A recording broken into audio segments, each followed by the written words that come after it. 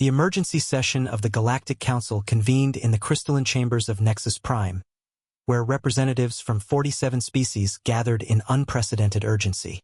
The holographic displays flickered with data streams that painted a disturbing picture.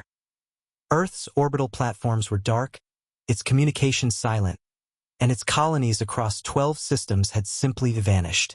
Ambassador Zethkar of the Vortanian Empire stood before the assembly, his 4 arms gesticulating wildly as he addressed the council. They didn't fight. They didn't resist.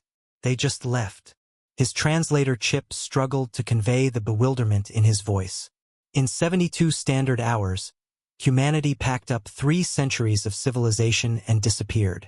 The silence that followed was deafening. High Counselor Miraseth, her blue-scaled features rigid with concern, activated the central display.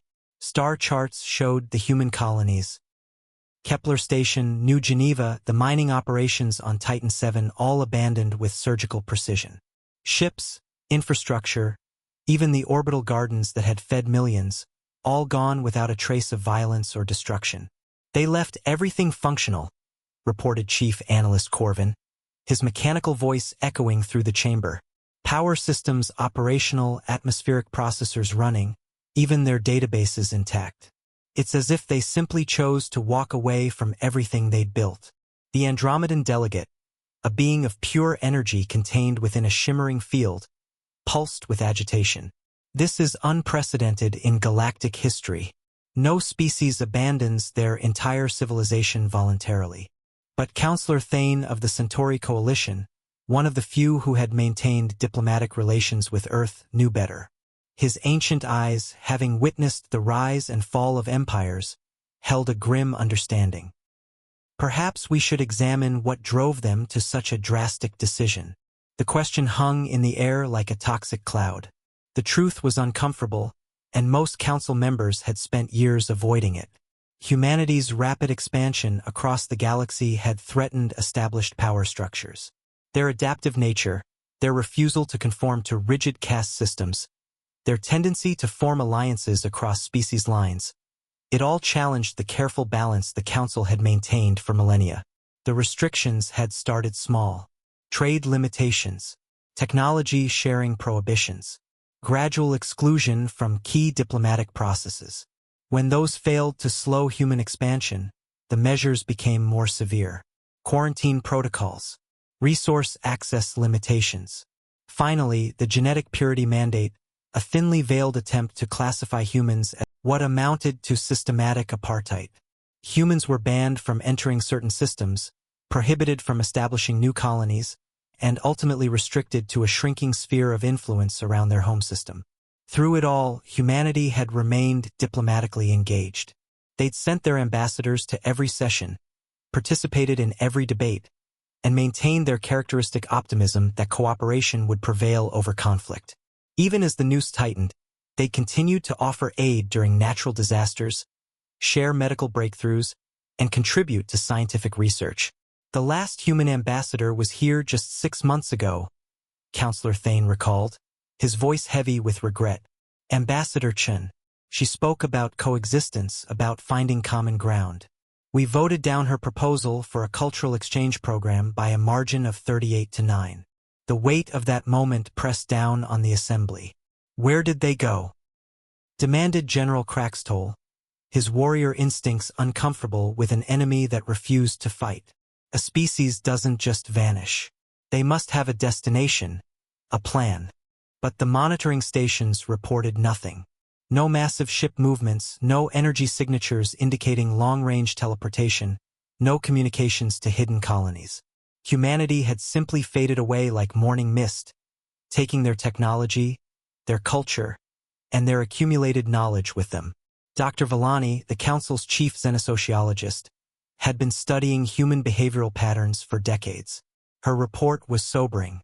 Based on historical precedent from Earth's own history, when a group faces systematic persecution, they often choose exodus over extinction. But humans are unique. They've never encountered a problem they couldn't solve through innovation or adaptation. The implication was clear and terrifying. You're suggesting they found a way to leave not just the Council's jurisdiction, But our entire sphere of existence? High Counselor Mirasetha's scales paled to a sickly white. The humans have been researching dimensional folding, quantum consciousness transfer, and parallel universe theory for the past century, Dr. Villani confirmed. Technologies we dismissed as theoretical impossibilities. A chill ran through the chamber. The economic reports started flooding in within days. Human-designed atmospheric processors began failing without maintenance crews who understood the hybrid biomechanical systems. Trade routes that had relied on human navigators fell into chaos as their stellar cartography proved irreplaceable. Medical facilities across dozens of worlds found themselves without the human-developed treatments that had become integral to their healthcare systems. Worse yet, the species that had formed close bonds with humanity, the Delphini, the Korthak Collective, several of the smaller Rimworld cultures began withdrawing from council activities. Some had already started packing their own civilizations, following humanity's example.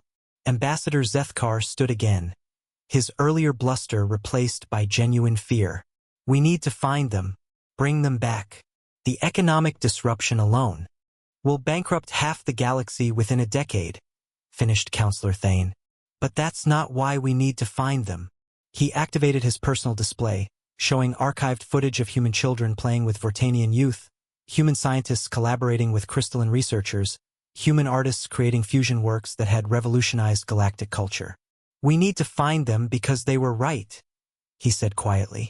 They were right about cooperation, about diversity strengthening rather than weakening civilizations, about the possibility of true unity among the species. And we were so afraid of losing our power that we drove away the one species that could have led us all into a golden age. The chamber fell silent as the full scope of their loss became clear. In the weeks that followed, as systems failed and economies collapsed, as former allies distanced themselves from the Council and new conflicts erupted in the power vacuum left by humanity's absence, one truth became inescapable. Humanity hadn't been defeated. They had simply chosen to leave a galaxy that had proven itself unworthy of their gifts. And somewhere, in dimensions unknown or realities unreachable, they were building something new, something better, without the species who had rejected them. The Council's desperate search continued, but deep down, every member knew the truth. Humanity was never coming back.